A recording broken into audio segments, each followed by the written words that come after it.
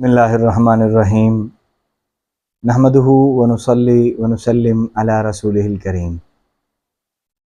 سامعین مکرم، آج اس ویڈیو میں آپ حضرات کے سامنے نماز جنازہ کا طریقہ اور اس کی دعائیں بیان کی جائیں گی۔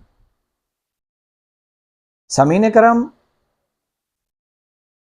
بہت سارے افراد ایسے ہیں کہ جب وہ اس بہترین عبادت میں شریک ہوتے ہیں تو وہ اس عبادت کے اول طریقہ سے ناواقف ہیں، اور اگر احباب کو دیکھتے ہوئے اس طریقہ کے مطابق وہ عبادت میں حصہ ضرور اپنا ادا کر رہے ہوتے ہیں یا شامل ہو رہے ہوتے ہیں، لیکن وہ عبادت یعنی یہ دعائیں انہیں نہیں آ رہی ہوتی، اس وقت شرمندگی اور پشیمانی ہوتی ہے۔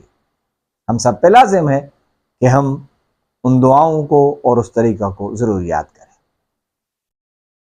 نماز جنازہ در حقیقت اللہ رب العزت کی طرف سے ایک مومن کا دوسرے مومن پر ایک حق بیان کیا گیا ہے۔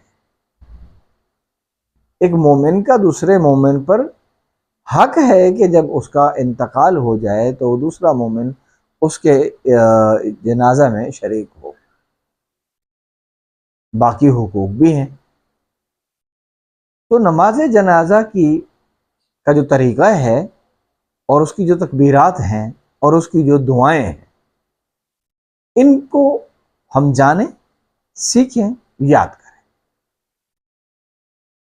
4 تکبیرات پر مشتمل یہ نماز ہے، اور یہ نماز جنازہ فرض کفایہ ہے۔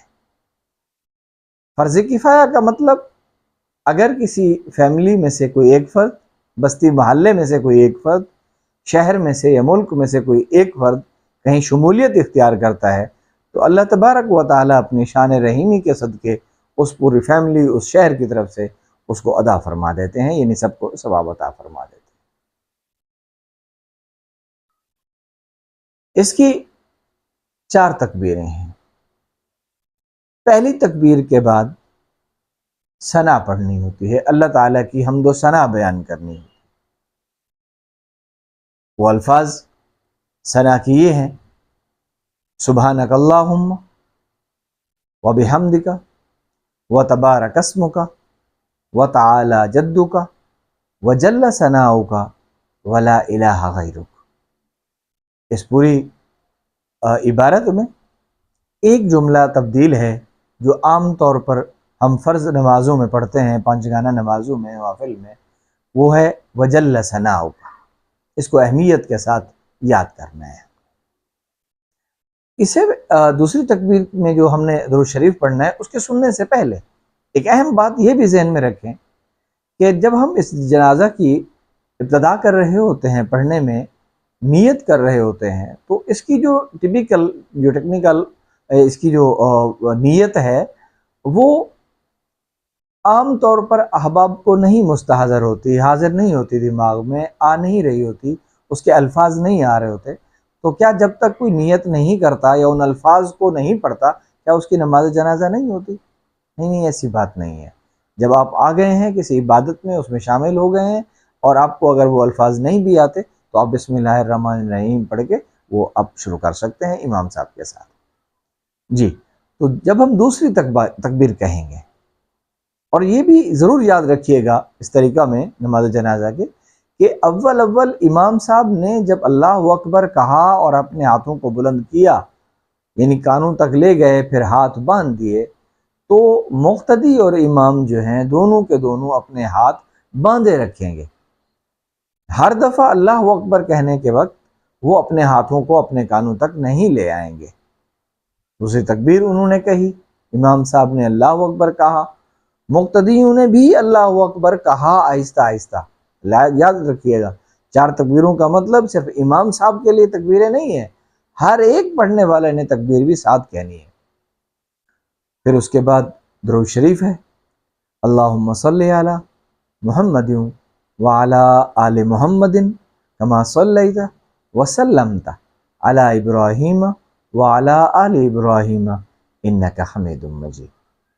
ये दुरूद शरीफ, इसमें वो एक जुमला, एक लफ्ज़ का इजाफा हुआ, वसल्लमता, कमा सल्लैता वसल्लमता, इसको आपने याद रखना है। सिर्फ ये है दुरूद शरीफ में। और अगर बिलफर्ज़ वल महाल ये लफ्ज़ नहीं आ रहा और मुस्तहज़र नहीं है तो आप नमाज वाला दुरूद शरीफ भी पढ़ सकते हैं, वो अदा हो जाएगा। तीसरी तकबीर। अब ये तीसरी तकबीर के बाद जब इमाम साहब ने अल्लाह अकबर कहा और मुक्तदी ने भी कह दिया, अब इसके बाद जो है दुआ है। अब ये दुआ जो है अब डिपेंड करती है कि जिसका जनाजा पढ़ा जा रहा है, सामने जो मैयत रखी है वो बालिग मर्द बालिग औरत की है या कोई मासूम बच्चा या मासूम बच्ची। अगर बालिग मर्द और बालिग औरत है, जवान मर्द है जवान औरत है, तो फिर उसके लिए जो दुआ है अभी वो तालीम की जा रही है। वो दुआ ये है, अल्लाहुम्मा अग़फ़िर लिहय्यिना व मय्यितना व शाहिदिना व गाइबिना व सगीरना व कबीरना व ज़करिना व उन्साना, अल्लाहुम्मा मन अहयैतहु मिन्ना फ़अहयिही अलल इस्लाम व मन तवफ़्फ़ैतहु मिन्ना फ़तवफ़्फ़हु अलल ईमान। फिर इमाम साहब जो हैं चौथी तकबीर कहेंगे, यानी अल्लाह अकबर कहेंगे। मुक्तदी ने भी आहिस्ता आवाज़ में अल्लाह अकबर लाजमी कहना है।